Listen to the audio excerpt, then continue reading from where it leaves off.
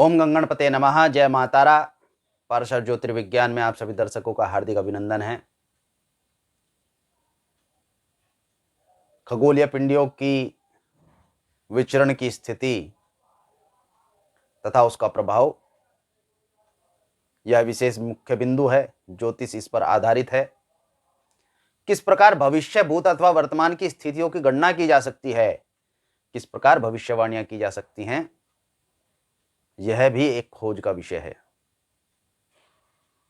यह तो विज्ञान है कि ग्रह एक स्थिति से दूसरी स्थिति में विचरण कर रहा है, परंतु इसका संबंध भविष्य से किस प्रकार है, भविष्यवाणियों से किस प्रकार है।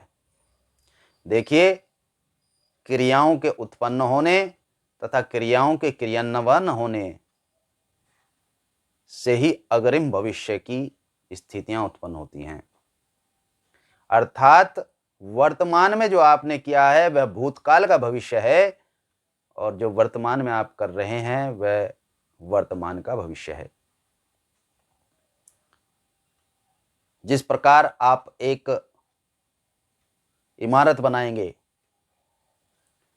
एक बिल्डिंग बनाएंगे, उस बिल्डिंग की आधारशिला अर्थात उसका बेसमेंट कितना मजबूत है, यह वह निर्धारित करेगा कि उस पर कितनी ऊपर तक स्टोरीज अर्थात उसकी मंजिलें बनाई जा सकती हैं। यदि आधार कमजोर है तो अधिक मंजिलें उस पर नहीं बनाई जा सकती, और यदि आधार मजबूत है, सुदृढ़ है, तो फिर उस पर आप चाहे जितनी उसकी स्थिति है उतनी तक मंजिलें अर्थात उसकी स्टोरी बना सकते हैं।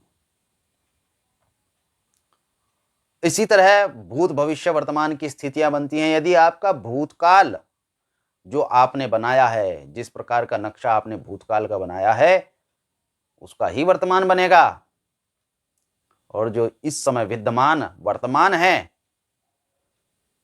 वो जिस रूप में आपने किया है उसका ही भविष्य भी प्रदर्शित होगा। उत्तमता, पुण्यशाली होंगे तो उत्तमता और पुण्यशाली भविष्य होगा,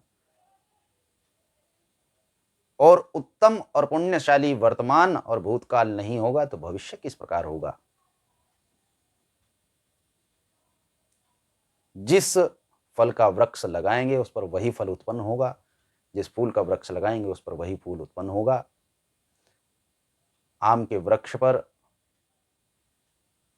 अन्य कोई फल नहीं लग सकता, तथा गुलाब के पौधे पर अन्य कोई फूल उत्पन्न नहीं हो सकता।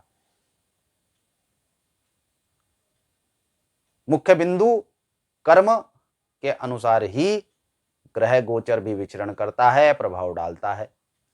अर्थात ग्रह गोचर के अनुसार कर्म उत्पन्न होता है।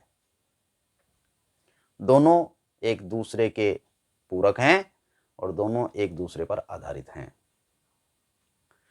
इसी स्थिति में बुध 24 मई सन 2020 रात्रि 11:45 पर मृगशिरा नक्षत्र मिथुन राशि में गोचर करने जा रहे हैं। इसका मीन राशि के जातकों पर क्या प्रभाव होगा, इस विषय में वार्ता करते हैं।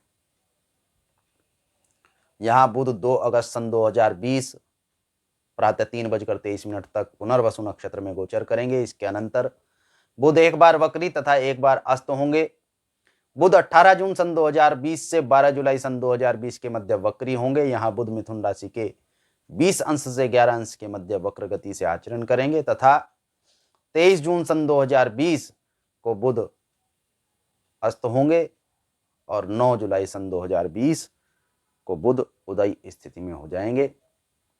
मीन राशि के जातकों के बुध चतुर्थ स्थान पर आचरण करेंगे, तथा इसका मीन राशि के जातकों पर बहुत ही उत्तम फल प्रदान करने वाली स्थिति प्रदर्शित करेंगे। मीन राशि के जातकों को इस समय चिंताओं से मुक्ति प्राप्त होगी,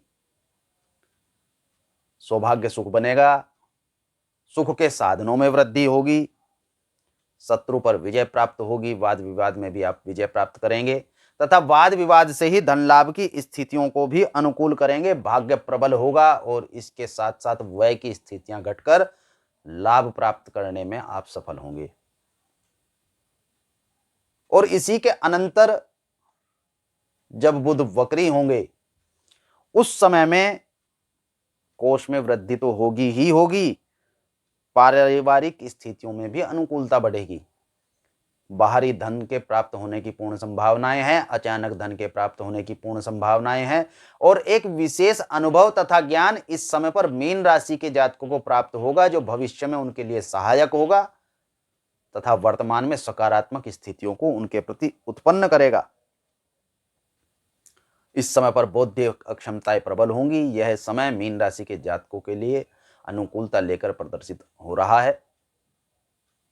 मुख्य बिंदु, मूल बिंदु के विषय में वार्ता करें तो इस समय पर मीन राशि के जातक सुख सौभाग्य की स्थितियों का अनुभव करेंगे। अपनी पूर्ण बौद्धिक प्रबलता का प्रयोग कीजिए, आपको सफलता अवश्य प्राप्त होगी तथा सफलता के मार्ग भी आपके प्रशस्त होंगे। शुभम भवतु। भगवान गणपति तथा मातारा आपका कल्याण करें।